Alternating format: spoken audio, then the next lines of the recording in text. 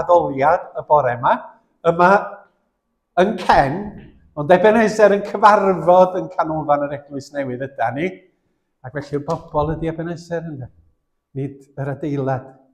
Da ni wedi sôn am hynny dros y blynyddoedd. Hyfryd cael cwmni ffrindiau yn ymuno hefo ni.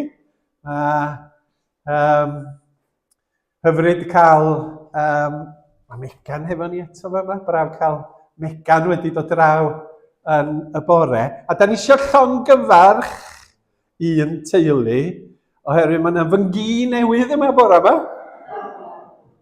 Sef Joy yn y fan yma. Sian a Ben wedi cael merch bach dlws yn ystod yr wythnos o'r enw Anna Mair. Mai. O ia. Pryd gafodd ei geni? Just tynnu'ch groes chi, Anna Mai. A mae'n hyfryd cael newyddion da fel yna. A llongyfarch y teulu, yn arbennig Sian a Ben ac Anna, a dymuno iechyd a bendith a hir oes iddyn nhw fel teulu bach. A fel da ni'n gwybod, mae o gymaint o lawenydd i gael babi bach newydd enedig yn y teulu. Maen nhw'n tyfu mor gyflym. Arfon, dwi'n meddwl na ti, o croeso nôl i Arfon a Rachel. I ni gael cyflwyno nhw i chi, Arfon Rachel di hon ar ôl i taith epic. A wrth gwrs mae John a Bethan di mynd i Japan am bythefnos 2 wythnos. Felly mae yna lot o grwydro'n digwydd. Croeso nôl. Ia, diolch Gei, o tegu'r llongyfarchiadau ac y croeso. Falch o weld yr enam Brw Brown efo ni o Lundain eto. Dwi'n meddwl bod neb yn teithio mor bell i fynd i oedfa. O'n i'n mynd i groesawu fi a Rachel yn ôl hefyd. Reit, heddiw, Alun yn harwen i bore yma, a llawn yma, mae'n wythnos Cymorth Cristnogol wrth gwrs. Ac mae un o weithwyr Cymorth Cristnogol, sef Rebecca Carter, sef chwaer Gwilym Jeffs, yn dod i siarad efo ni fel fan ydy. Pnawn ma te wythnos nesa? Wythnos nesa, di o. Dwi'n gwybod, 17. Sorry, jetlag ydi o. Dwi'n gwybod. Wythnos nesa, di o, ia. Dwi'n yn siŵr. Wrach bod ti'n iawn. Sorry. Wythnos nesa, di o ni. O, diar, jetlag. Beth bynnag, mae cwrgweddi gyda ni nos fory. Wedyn dydd Mawrth, bore dy Mawrth, mae ffrindiau bach, sy'n ni'n gwerthfawrogi'r gweddiau chi dros nhw. Dyn ni wedi cael rhwng 12 a 15 o blant dod yn rheolaidd, a maen nhw wedi gelio rwan fel cymuned bach o rieni a tatgis a mamgis ac yn y blaen. Byddai wych o bosib i gweld nhw rhyw ddydd yn dod i Llanllanas a digwyddiadau eraill i blant. Wedyn, y cyhoeddiadau eraill, mae'n wythnos Cymorth Cristnogol, yr wythnos yma, wyt ti'n iawn, wythnos nesaf mae Rebecca hefo ni yn y pnawn, a fyddi di yma hefo ni yn y bore yn byddi Alun. Sorry? Llanllanas yn y bore, Llanllanas yn y bore. Llwch chi weld bod fi wedi bod ffwrdd. O, diar. A wedyn, eisiau cyhoeddi cyngerdd Cor Bois Glantaf, beth mae hwnnw, ydy'r dyddiad dim yma? Yr ugeinfed ydy hwnnw, o ia, yr ugeinfed. Felly, os rhywun heb gael tocyn, neu os ydych chi'n gwybod am pobl eraill falle licio dod sydd heb gael tocyn, mae'n croeso i chi ddod i hwnnw. Os gynnon ni gyhoeddiad arall oes, mae'n ei cyfarfod nos Fercher o hyn? Cymorth Cristnogol. Cymorth Cristnogol yn cyfarfod nos Fercher. Yn yr eglwys Bethodistaidd am saith a Mari sydd yn arwen gwaith Cymorth Cristnogol yn siarad. Byddai'n wych tasnau gynrychiolaeth dda yn dod i hwnnw. Does gyda i'n syniad os dwi wedi gadael rhywbeth arall. Allan o'i fideo. Gwrth i ddweud dros fanau. Malcolm. Cilch bore di Mawrth, mae'n ddrwg gyda. Ia, y cilch. Felly mae hwnnw'n cyfarfod am 10. Ie, hanner awr i 10. Dwi'n gwneud job dda iawn bore yma, nacdw. Gobeithio byddai'n gwneud job gwell ar chwarae gitar. Da ni'n mynd i ddechrau'n hanoliad, o'n i blaen yn gallu sawl neu rhywbeth. Da ni'n mynd i ddechrau'n hanoliad trwy droi golwg at Iesu Grist. Dyna sydd yn rhoi pwrpas i'n bodolaeth ni. Ynde, fel eglwys, da ni'n cadw'n golwg ar Iesu. Ac dwi'n licio be mae'r gan yma'n dweud, mae'n llygaid ni'n troi at ti, at Iesu. Gobaith newydd, hireth dwfn amdana ti. Ti ydy'r Duw sy'n achub, a wedyn mae o'n dweud, rhoi i mi wneud dewyllus. Ydy, da ni'n clywed lot am bobl America, mae'n dweud, born again, saved, Christian, ac yn y blaen. Ond ydy hynny'n newid yn bywydau ni?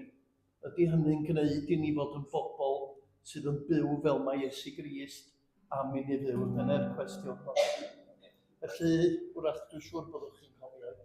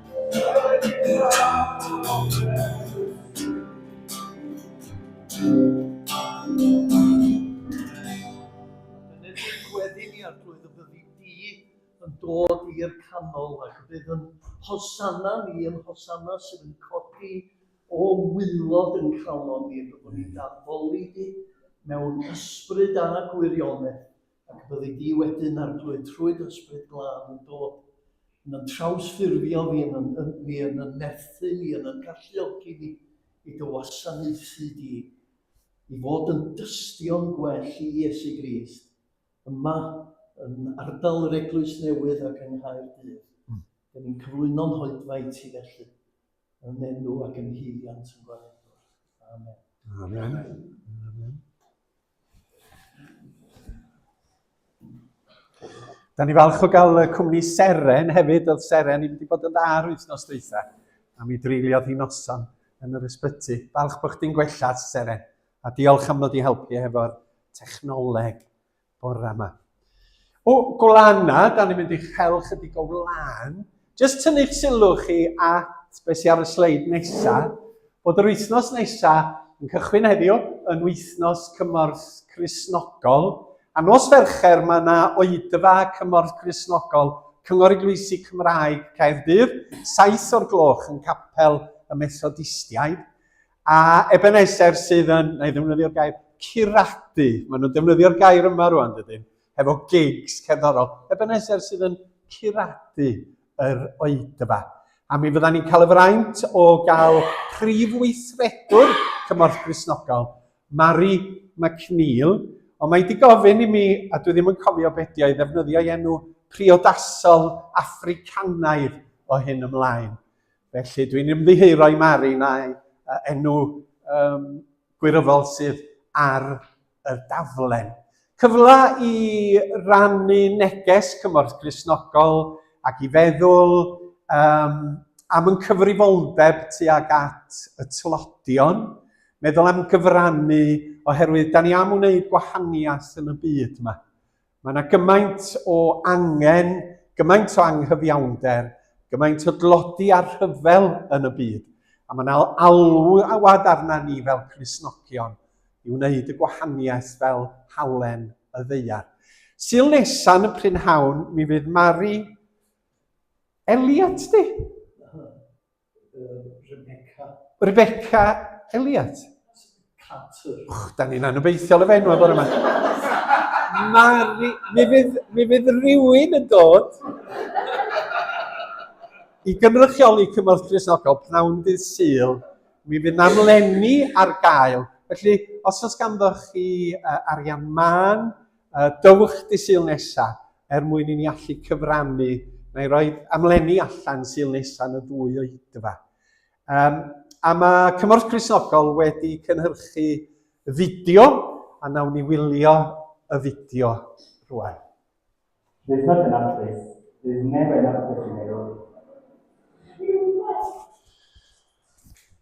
The population is increasing, the cost of living is rising, and the climate is changing.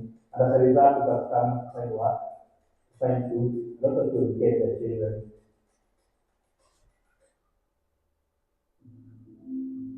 Pan i fewn i awdda. Pan byddai'n dechrau, dwi'n meddwl am y holl gyderon. Sut byddai'n talu ffi o'r ysgol mewn plant? A beth i gynnu bwyd?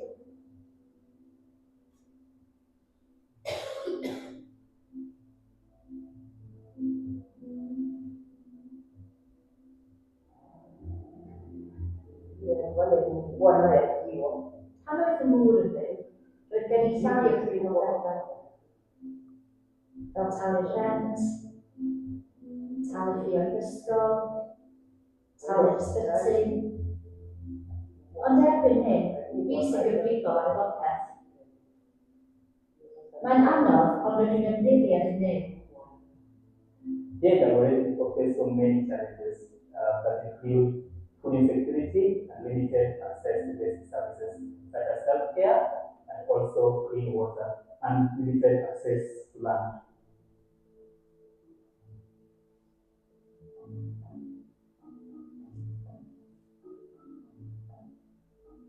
Dwi'n dechrau, dwi'n ddim yn deall beth roedd yn ei olygu.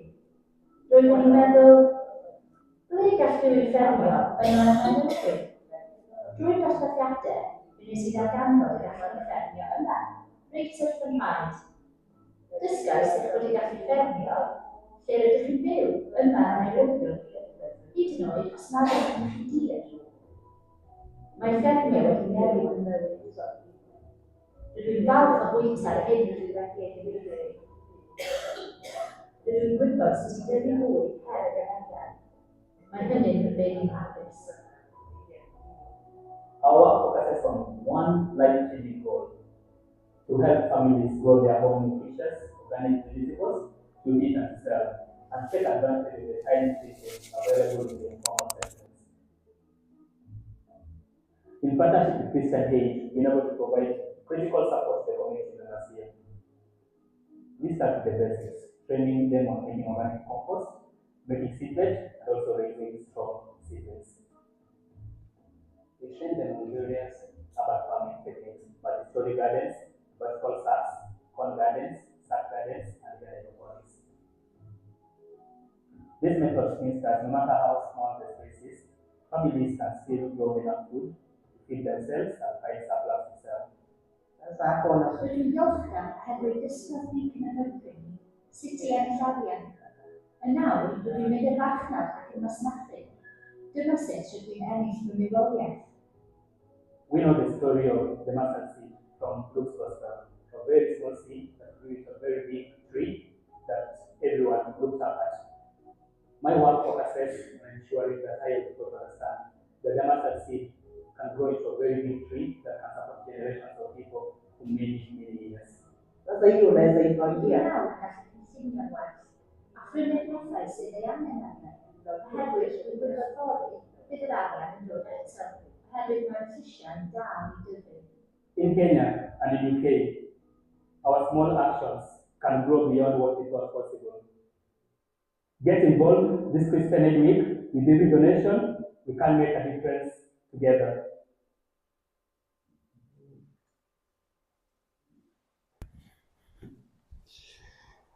Mae cymorth Cristnogol yn addysgu ni i sylweddoli'r angen sydd yn y byd, ac hefyd yn annog pobl i fod yn hunan gynhaliol. Mae'r syniadau wedi symud ymlaen o na ni sydd yn, da chi'n gwybod, yn darparu ar gyfer tlodion i fod yn bod ni'n arfogi nhw ac yn rhoi adnoddau ariannol neu ymarferol fel i bod nhw'n gallu sefyll ar eu traed eu hunan ac yn gallu gofalu am eu plant ac yn codi i safon byw. A mae gan gymorth Cristnogol nifer o brosiectau ar hyd a lled y byd, ond maen nhw'n canolbwyntio ar hwn yn Nairobi. Gawn ni weddio dros gymorth Cristnogol. Ar glyd, da ni'n diolch i ti fel eglwysi am fudiadau fel cymorth Cristnogol sydd yn dangos y tlodi sydd yn yn byd ac sydd yn hatal ni rhag mynd yn gyfforddus ac yn hunanfodlon. Am bod ni bobl Iesu Grist hefo cydwybod dyner iawn, a da ni angen dealltwriaeth o'r angen sydd ymhlith cenhedloedd y byd ynglyn â chyfiawnder, ynglyn â thlodi, ynglyn â datblygu economi.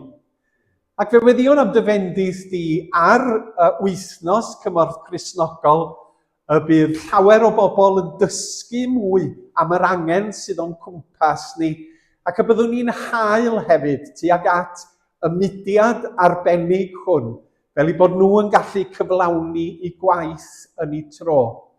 Fe weddiwn dros y gweithwyr sydd yn siarad, sydd yn cynnal gweithgareddau, sydd yn mynd o amgylch yr eglwysi yn yr wythnos hon.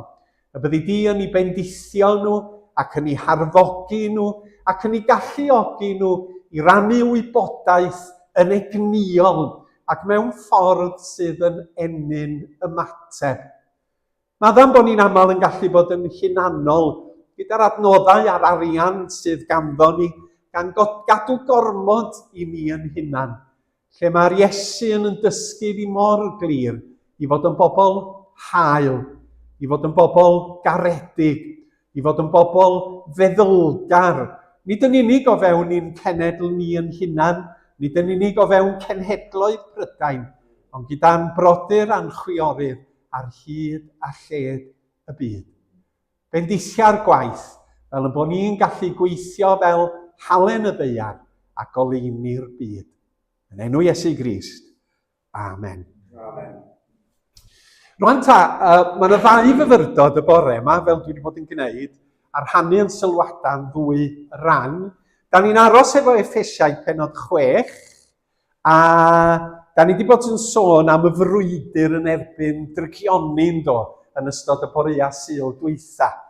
A dysgu fod Paul yn haddysgu ni sylweddoli bod na bwera drwg ar waith yn y byd. Nid a dynion yr ydym yn yr afael, medda fo, ond a thywysogaethau a llywodraethau, tywyllwch y byd hwn.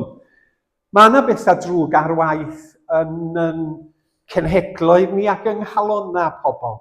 Pam bod pobl resymol yn gallu gwneud pethau mor ofnadwy o ddieflig a drwg yn yn byd ni. Si dangos y cerflun efo'r crac yn rhedeg trwyddo fo, yn ddarlun ohona ni gyd, a merffaith yda ni, ac yn ddarlun o ddynoliaeth. Ond rwan da ni symud ymlaen i edrych ar arfau Duw. Yr arfau mae Duw wedi roi i ni, i frwydro dros ei deyrnas, dros wirionedd, dros gyfiawnder, y byddwn ni'n sôn amdanyn nhw y bore yma. Gwirionedd, cyfiawnder. Dau beth pwysig, da ni angen sylweddoli arwydd o cad. Gwisgwch holl arfau Duw, medda Paul. A mi oedd o'n meddwl am filwr Rhufeinig oedd yn gyfarwydd iawn i Paul yn Rhufain, pan oedd o'n sgwennu y llythyr yma at yr Eglwys Gristnogol yn Ephesus, oedd o wedi garcharu, yna filwyr yn martio gwmpas, a yn eu kit llawn, mi oedd nhw yn gwisgo fel hyn. A mi o'n cyfeirio at y wisg fydd yr milwr yn ei wisgo. Heddiw yma, mi fyddwn ni'n ystyried yr llyrig, y breastplate, llyrig yn Beibl.net yn ddiddorol, dwy froneg yn y Beibl Cymraeg newydd, a dwi'n cofio beth ydi o yn y Beibl William Morgan. Ac wrth gwrs, mi fydda ni'n sôn am y belt sydd ar ganol yr milwr wrth iddo fo frwydro. A pwysleisio eto fel bob tro, nid sôn am ymladd corfforol lle da ni'n lladd yn gelynion ac yn hyrwyddo teyrnas Dduw drwy ddefnyddio arfau yda ni yn y fan yma. Oherwydd mae'r Iesu efo safbwynt heddychlon, di-drais yn dydi. Dyna nath Iesu gyflwyno i ni. Doedd o ddim yn defnyddio trais i ddod at teyrnas Dduw, ond yn defnyddio arfau gwahanol. Ond cyn i ni fynd at y belt a'r llyrig, dwi'n meddwl bod yr hanes Dafydd yn lladd Goliath yn berthnasol, ond dwi ddim yn mynd i ddarllen ni ar ei hyd, oherwydd y darn cyntaf dwi am i ni i weld. Da chi'n gwybod hanes Dafydd a Goliath yn yr Hen Testament. A dyma fo, roedd yna rai wedi sylwi ar y diddordeb roedd Dafydd yn ei ddangos.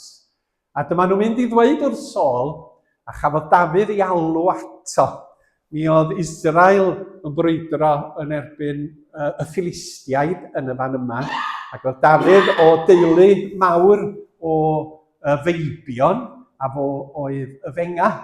A doedd o ddim yn cael mynd i'r frwydr, ond doedd o'n bugeilio defaid.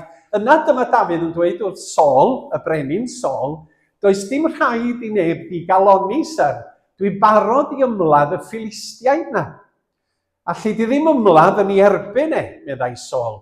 Dim ond bachgen wyt ti. Mae e wedi bod yn filwr ar hyd ei oes. A tebodd Dafydd, bugail ydw i, syr, yn gofalu am ddefaid fy nhad. Weithiau bydd llew neu arth yn dod a chymryd oen o'r praidd. Byddai'n rhedeg ar ei ôl, ei daro i lawr ac achub yr oen o'i deg. Petai'n ymosod arna i, byddwn ni'n gafael ynddo gerfydd ei wddf, ei daro a'i ladd. Syr, dwi wedi lladd llew ac arth A byddai'n gwneud yr un fath i'r pagan o Philistiaid yma am ei fod wedi herio byddin y Duw byw. Bydd yr arglwydd wnaeth fachub i rhag y llew ar arth yn fachub i o afael y Philistiaid yma hefyd. Felly dyma Saul yn dweud, iawn, dos di a'r arglwydd fo gyda ti. Dyma Saul yn rhoi arfwisg ei hun i Dafydd ei gwisgo. Helmed bres ar ei ben a'i arfwisg bres amdano. Wedyn dyma Dafydd yn rhwymo cleddyf Saul am ei ganol a cheisio cerdded. Ond roedd o'n methu. Allai ddim cerdded yn rhain, medde ewr Saul. Dwi ddim wedi arfer gyda nhw. Felly, tynnodd nhw i ffwrdd, gafelodd yn ei ffon fugail, dewisodd 5 carreg lefn o'r sychnant a'i rhoi yn ei fag bugail. Yna, aeth i wynebu'r Philistiaid gyda'i ffon dafl yn ei law. A da ni'n diolch i Dduw am ei air. Nes i ofyn i Alun Ifan i wneud llun i mi. A mae wedi gwneud llun i mi o Dafydd a Goliath. Ac yng nghyd-destun Cristnogol, ynde, mae pobl yn dweud, mi oedd Duw yn lladd pobl yn yr Hen Testament. Mae'n gofyn i Dafydd ladd Goliath. Oedd nhw'n ymladd yn gorfforol. Yn yr arglwydd Iesu, mae yna ddatguddiad llawn o ewyllus Duw wedi dod. Fel yn bod ni'n deall Duw yn llawnach. A dwi'n credu fod hynny'n yn cynorthwyo ni helpu nawr. Dyda ni ddim yn ymladd yn gorfforol yn erbyn gelynion yn yr ystyr o bod ni yn hyrwyddo teyrnas Duw drwy drais. Di'r ddau beth ddim yn cyd-fynd erbyn hyn. A mi oedd mae Duw drwy'r canrifoedd wedi gweithio efo pobl amherffaith, pobl sydd ddim yn deall, pobl sydd yn defnyddio i trachwant a'i blus ei hunan gan ddweud, mae hyn yn enw Duw. Ond dyma ni, Dafydd, a'i ffon dafl, sling, ffon dafl, a Goliath yn y fan yma. A mae'r stori yma yn berthnasol, oherwydd fod y brenin Saul di rhoi arfau i Dafydd i defnyddio, ond oedd Dafydd ddim yn gallu cerdded hyd yn oed wrth wisgo arfau Dafydd. Felly mae Dafydd yn defnyddio arfau pwrpasol ac addas i'r gwaith oedd o'n mynd i gyflawni. A'r hyn da ni weld yn y llythyr at yr Effesiaid ydy bod Duw yn rhoi arfa pwrpasol i ni nawr, pwrpasol i ni yn 2026, i wneud ei waith. Felly, yn ystod Sul yma, bore yma, a wedyn bydda ni'n gorfod neidio wedyn, Llanllana Sul nesa, Pentecost Sul wedyn, bydda ni'n mynd i Sul cynta Mehefin, bydda i ffwrdd Sul ola, Sul cynta Mehefin i ddod nôl at yr arfau. Felly, dyma'r adnod sydd yn berthnasol i ni. Efesiaid 6:16. Felly, gwisgwch yr arfwys, mae Duw yn ei roi i chi, mwyn i chi ddal eich tir pan fydd pethau'n ddrwg, a dal i sefyll ar ddiwedd y frwydr. Ac yn y fan yma, mae Paul yn sôn, mae yna 2 arf i ddechrau, 3 twlsyn fel petai, safwch gyda gwirionedd wedi rwymo fel belt am eich canol, cyfiawnder Duw yn llirig, y breastplate yma, llirig amdanoch, a'r brwdfrydedd i rannu'r newyddion da am heddwch gyda Duw yn esgidiau am eich traed. A ni edrych ar 2 bore yma. Y belt i ddechrau. Gwregys. Mi oedd yr Rhufeiniaid yn gwisgo togas yn doedden. A mi oedden nhw yn beta'r rhydd yn doedden. A oedd o'n bwysig i bod nhw'n cael eu hel at ei gilydd. Felly oedden nhw'n gwisgo belt dros y toga. Ac os oedd angen rhedeg, mae'n digwydd yn y Testament Newydd hefyd, oedden nhw'n tycio'r toga i mewn i'r belt, fel bod eu traed nhw'n rhydd i allu symud yn gynt. Rhwymwch eich llwynau, medda Beibl William Morgan, am dynnu'r sgerts neu'r togar pobl yn wisgo. Ac felly mae'r belt yn bwysig, ac i'r milwr Rhufeinig mae'r bregus belt yn bwysig, oherwydd bod chi yn rhoi pethau arno fo. Oeddech chi'n rhoi dagger, oeddech chi'n rhoi cleddyf ar y belt, ac oeddech chi'n gallu hongian pethau eraill arno fo. A mae Paul yn dweud, mae belt y milwr Cristnogol fel gwirionedd. Gwisgwch y bregus fel gwirionedd. Safwch gyda gwirionedd wedi ei rwymo fel belt am eich canol. Felly dyma'r arf cyntaf. Gwirionedd.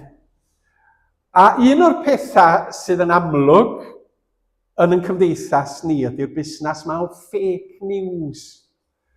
A'r broblem da ni gael hefo technoleg newydd ydy beth sydd yn wir a beth sydd yn anwyr.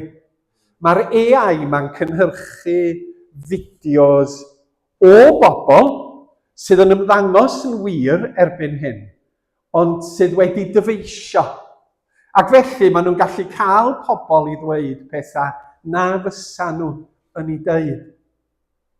Felly mae'n cael syniad o beth ydy'r gwirionedd a bod gwirionedd yn rhywbeth syml ond pwysig yn y frwydr yn erbyn drygioni, yn hanfodol. A na phobl y gwirionedd yda ni. Mae'n o leia dwy elfen yn perthyn i hyn ac i'r syniad o wirionedd Cristnogol. Yn gyntaf, wrth gwrs, da ni'n cael gwirionedd yn cael ei ddatguddio gan Dduw yn Iesu Grist. Gwirionedd am Dduw, gwirionedd amdana chi a fi, gwirionedd am gariad gwirioneddol, am ras a thrigaredd Dduw, gwirionedd am faddeuant pechodau, maddeuant sy'n cydyn, gwirionedd am iachawdwriaeth, gwirionedd am sut ti'n byw yn bywyd yn iawn o ddydd i ddydd.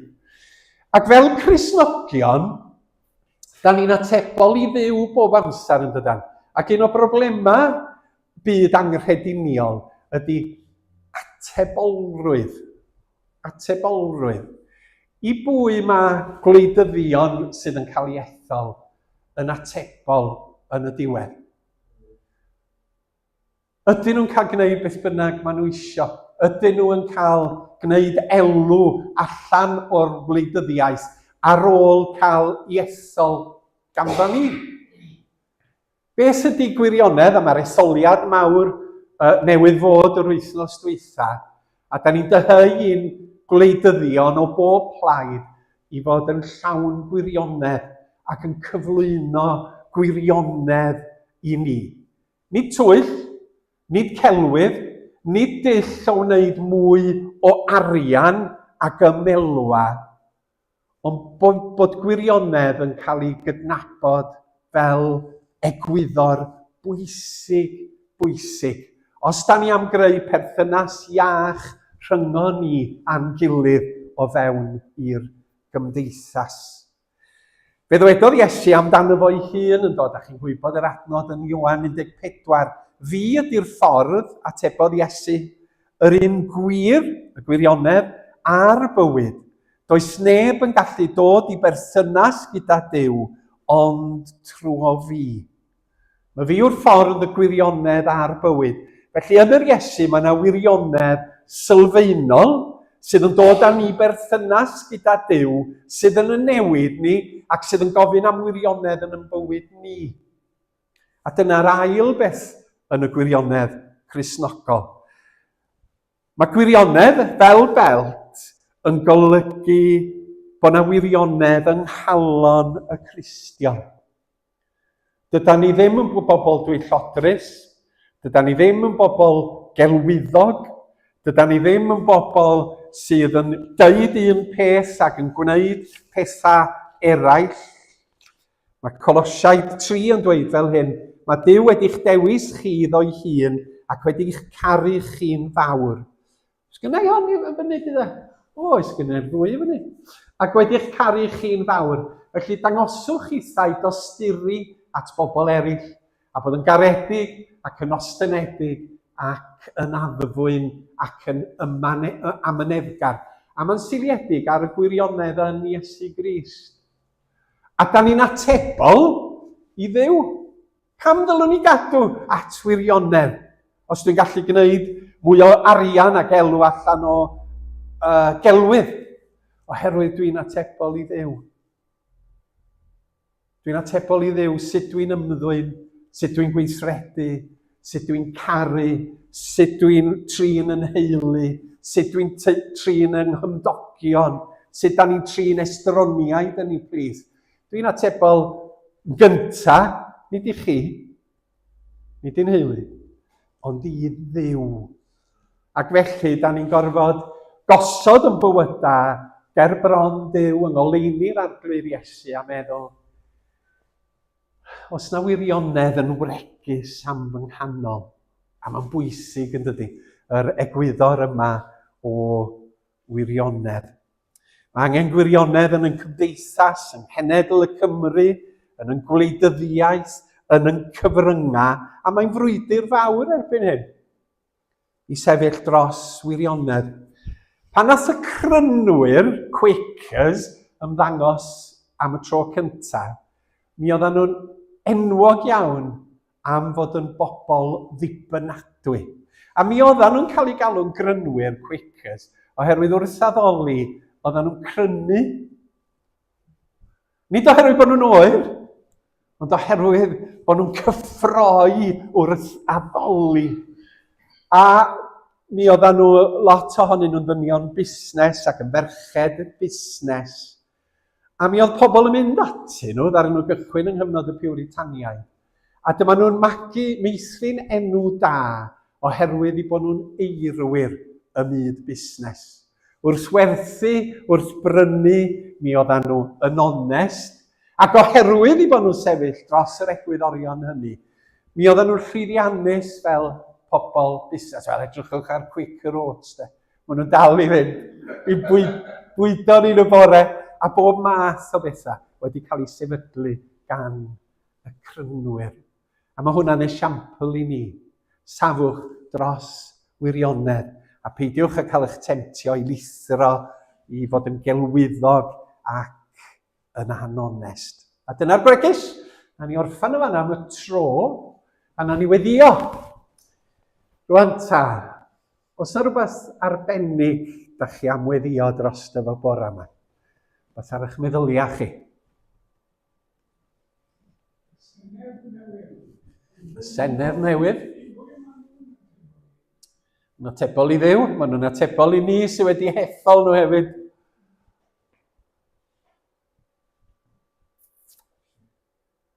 Senedd newydd.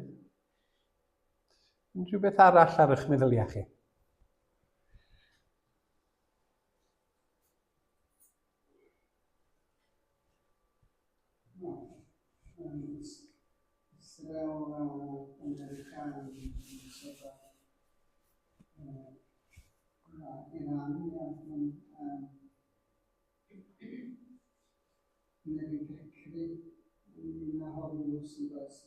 Ia, rhyfeloedd yma.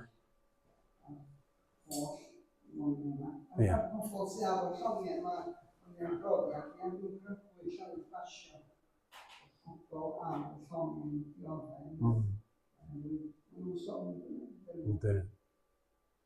Mae ni gofio am y gwrthdaro yn Dwyrain Canol ac yn Iran. Dewch i ni weddio gyda'n gilydd. Arglwydd, da ni'n llawenhau am gyfle i daddoli di y bore yma. Am bod ni'n cael dod gyda'n gilydd at yr hwn sydd yn ffordd yn wirionedd ac yn fywyd. A diolch i ti am y datguddiad rhyfeddol ohona ti dy hun yn yr arglwydd Iesu ar hyn a gyflawnodd drosta ni. Yn ei fywyd daearol, drwy ddysgeidiaeth, drwy wirthia, drwy ei farwolaeth ar y groes, a'r atgyfodiad a'r esgyniad. a'i fod o yn arglwydd ac yn frenin y bore yma ar ein bywydau ni. Trwy'r ysbryd glân, helpa ni i lawenhau ac i orfoleddu yn yr iachawdwriaeth, ac i sylweddoli fod yr arglwydd Iesu wedi codi yn fuddigol, wedi concro y tywyllwch a'r pwerau drwg sydd ar waith, ac yn cynnig bywyd a ffordd newydd. Fe diolchwn i ti am y gwirionedd sydd yn yr arglwydd Iesu, yn taflu goleuni ar y byd ac ar ddynoliaeth, ar yr hyn sydd yn digwydd yn ein byd ni. Ac yn gweddio bydd y newyddion da'n mynd ar led yn ein plith ni. Y newyddion sydd yn trechu drygioni gyda dau ioni. Da ni yn gweddio arglwydd dros y rhai hynny sydd yn pedlera twyll a chelwydd ac atgasedd a hiliaeth mwyn hyrwyddo i dibenion eu hunain. Ac yn gofyn y bydd yna egwyddorion rhagorach yn dod i feddyliau pobl, am wirionedd, am ras, am faddeuant, am gyd ddealltwriaeth. Diolch am Iesu Grist fel arglwydd ac fel gwaredwr i'n bywydau. Da ni hefyd arglwydd yn gweddio dros y deuluoedd sydd newydd gael plant bach a babanod bach ac yn llawenhau hefo'r teuluoedd yni.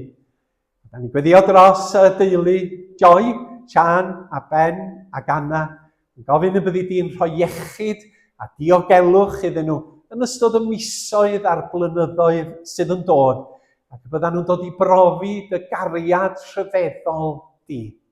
Bydd gyda pob teulu o'r fath, a boed iddyn nhw deimlo cynhesrwydd dy'r bresenoldeb yn eu hamgylchiadau. Fe gofion am yr hyn sydd yn digwydd yn y byd, ac am y gwrthdaro parhaus sydd rhwng cenedl a chenedl, a charfan a charfan. Ac fe weddiwn ni na am yr heddwch hwnnw a ddaw yn yr arglwydd Iesu Grist. Y bydd cymodi yn digwydd rhwng cenhedloedd sydd yn casau ei gilydd yn awr.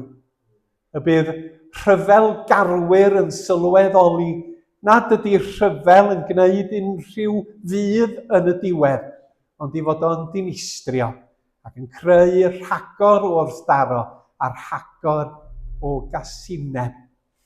Os na rai arweinyddion cenhedloedd arglwydd yn achosi rhyfeloedd mwyn iddyn nhw wneud mwy o elw drwy werthiant arfau, drwy newid yn yr stock market, da ni'n gweddio byddi di'n atal i llaw nhw. Oherwydd nid pwrpas yn bodolaeth ni ydy creu elw ac arian a chyfoeth. Pwrpas penna'n bywydau ydy dy garu di a charu ein cyd-dynion. Felly fe weddiwn yn benodol dros Israel a Lebanon a Gaza, Ukraine a Rwsia, Iran a Mali a Syria, a'r holl wledydd hynny, lle mae yna greulondeb a chasineb yn cyniwair, gan weddio am harmoni yn ein byd. Ac yma yng Nghymru ac yng ngwledydd Prydain, fe weddiwn dros y cynrychiolwyr o bob plaid sydd wedi cael ei ethol i Senedd Cymru am y blynyddoedd sydd yn dod. Da ni'n gweddio y bydd arweinyddiaeth ddoeth a goleuedig a chyfiawn yn cael ei rhoi ni fel cenedl, ac y bydd y pleidiau yna yn edrych ar ôl buddiannau pobl Cymru o bob lliw a llun a chred a chiaeth. Fe weddiwn arglwydd dros y polisia, y byddan nhw'n bolisia dyrchafol, bydd yn ystyried y bregus yn ein plith ni, yr henoed, y di-waith, y rhai anghennus, y plant sydd yn byw ac yn cael eu magu mewn tylodi. Fe bydd i'n dros wladwriaeth les a'r NHS, y rhai sy'n gweithio yno, yn gwasanaethu yn cymuned. Y bydd yna benderfyniadau does yn cael ei gwneud. Bydd yn adfer yr sefydliad hwnnw i fod yn effeithiol yn ei gwaith. Mae gan y cynrychiolwyr hyn atebolrwydd i ni fel etholwyr. A da ni'n gweddio byddan nhw'n cymryd i cyfrifoldebau o ddifri gan arwain cenedl y Cymru i ffyniant i'r dyfodol. A'r glwydd mae yna gymaint o bynciau gweddi, gymaint o bethau personol yn ein calonnau ni y bore yma. Mi wyt ti'n gwybod amdanyn nhw i gyd. Gofynnwn yn enw ac yn haeddiant Iesu, a'n dysgodd i weddio gan ddweud, ein tad.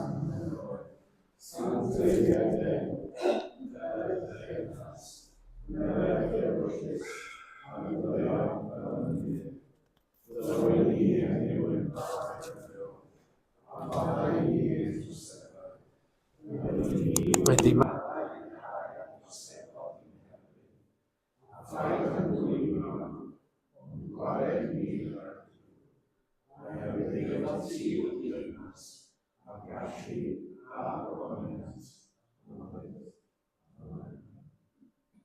Ganwn ni efo'n gilydd? Na ni ganu. Mae hon yn gan sydd yn canolbwyntio ar yr un yna sydd yn wirionedd oedd Alun yn sôn amdano fo. O'n i'n meddwl wrth i Alun dweud bod Iesu Grist wedi datguddio mae ffordd heddwch a chyfiawnder i ffordd Iesu Grist. Ffordd hunan aberth oedd o'n de. Myfyrio wnaf ar galfari hunan aberth. A mae o'n galw ni i wneud yr un fath hunan aberth, codi'n croes a'i ddilyn.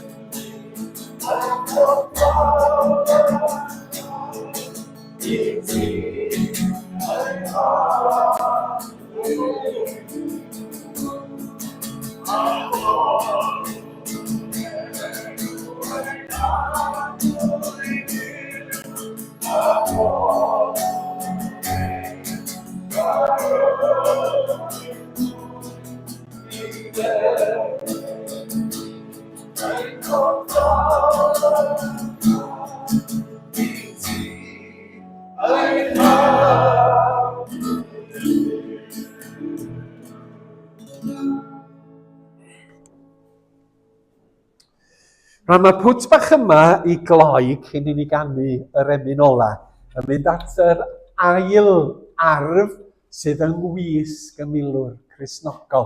Felly gwisgwch yr arfwisg mae Duw yn ei roi i chi. Da chi wedi cael y belt wan am eich calon, am eich canol, a da chi wedi tycio eich toga i mewn. Mae gwirionedd rwan am eich calon chi. A pan fyddwch chi'n mynd allan o'r oedfa yma bora yma, fydd o yna. A da chi'n sefyll dros wirionedd. Lle bynnag da chi'n mynd yn ystod yr wythnos yma.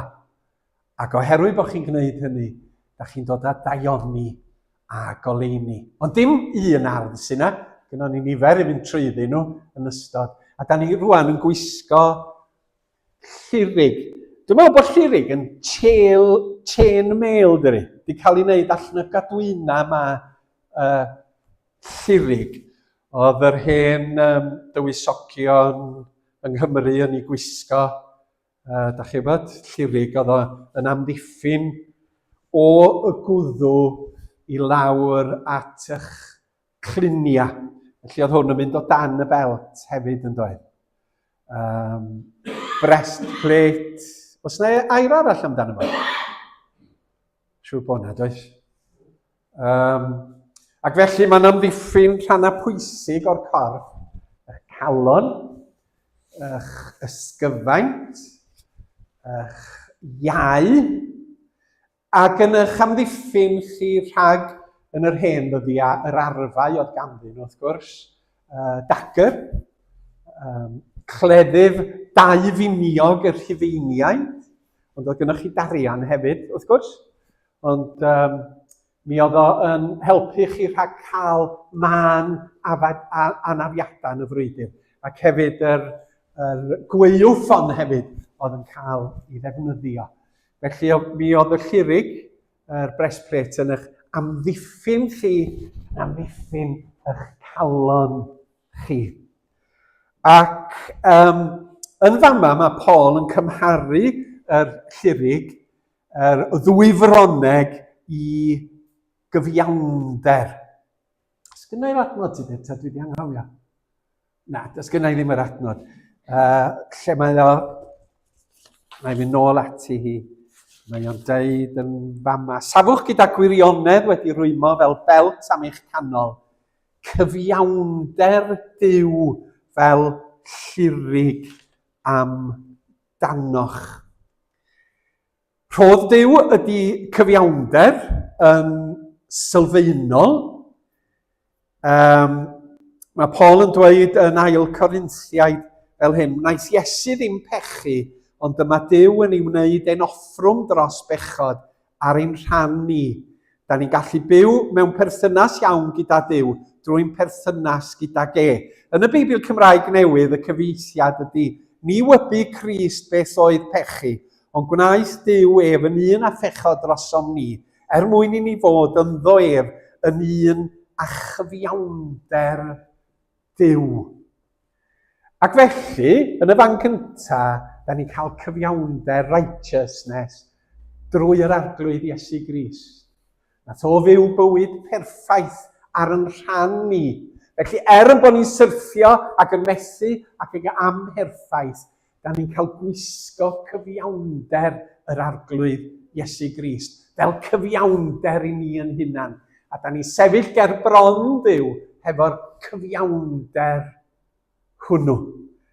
Mae Edward Wyddgrug yn dydy, mae gynno fo bennill fendigedig o diolch am gyfryngwr gwaredwr cryf i'r gwan, o am gael ei adnabod fy mhriod i am rhan, fy ngwisgo a'i gyfiawnder yn hardd ger bron y tad, a derbyn o'i gyflawnder wrth deithio'r anial wlad.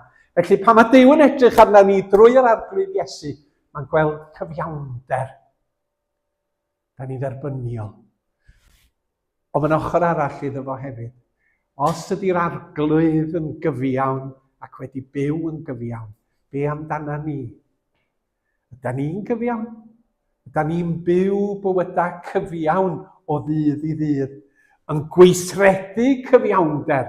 Yn y frwydr, pan da ni'n gweld twyll a chelwydd, yda ni'n sefyll dros gyfiawnder. Lle da ni'n gweld plant yn byw mewn clodi, yda ni'n sefyll yn erbyn hynny. Pan mae yna ryfeloedd, ydyn ni'n barod i godi'n llais yn erbyn y lladd ffôl yma sydd yn digwydd mewn cyfiawnder. Yn cenedl ni, ydyn ni'n sefyll dros yr hyn sydd yn gyfiawn yn enw'r arglwydd Iesu sydd yn dod â bydd a ffyniant i'n pobl ni.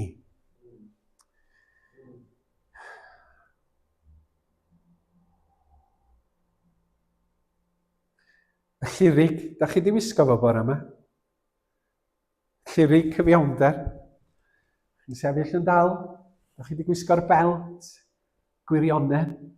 Mae yna fwy i ddod, ond bore yma da ni'n gwisgo y ddau yna yn benodol. Gwirionedd yn yr Iesu sydd yn enyn gwirionedd yna ni. Cyfiawnder yn yr Iesu sydd yn enyn cyfiawnder yna ni. I fyw a dod â gwirionedd a chyfiawnder i'r byd. Mwyn i enw. Amen. Na ni ganu Emyn Olaf. Ti eisiau cyflwyno Emyn? Mi ffeindio'n cods o yma. Ia, un o'i milwyr Geraint ydi hon. Dyn ni yn y cyfnod rhwng y Pasg a'r Pentecost, a be ddudodd Iesu Grist wrth i ddisgyblion oedd bod ni fod i ddisgwyl am ddiddanydd arall, bod ni fod i ddisgwyl am yr ysbryd glân yn beth. A dyna oedd nhw'n gwneud rhwng y Pasg a'r Pentecost. Ac o'n i'n meddwl wrth wrando ar Alun ŵan, gymaint dwi wedi methu, fedrwn ni ddim byw y cyfiawnder yma a'r gwirionedd yma yn y nerth yn hunain. Yr unig ffordd yn ôl Iesu hun ac yn ôl y Beibl ydy i ni gael yn llenwi a'i nerth o yr ysbryd glân. Felly, weddi ar ei ddiw yn llenwi ni ar ysbryd glân ydy hon.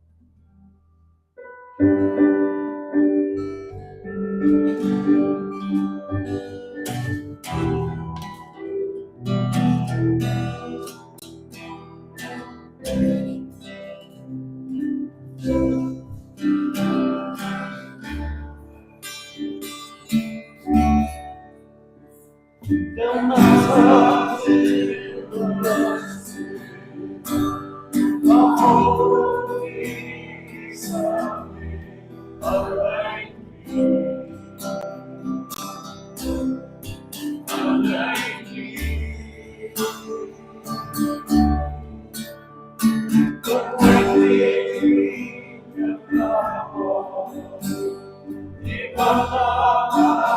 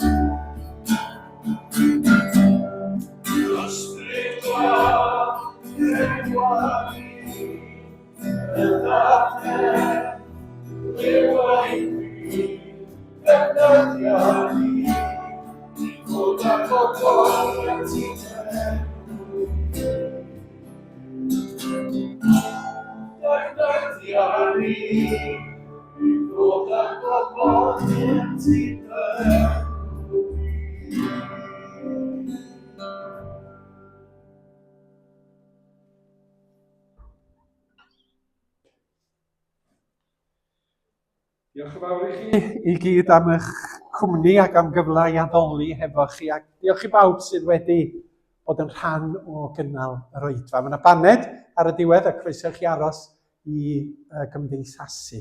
Gawn ni rannu y gras wrth gloi. Gras sy'n siaradwyr Iesu Grist, a chariad Duw, a chymdeithas yr ysbryd glân, a bydd o gyda chwi oll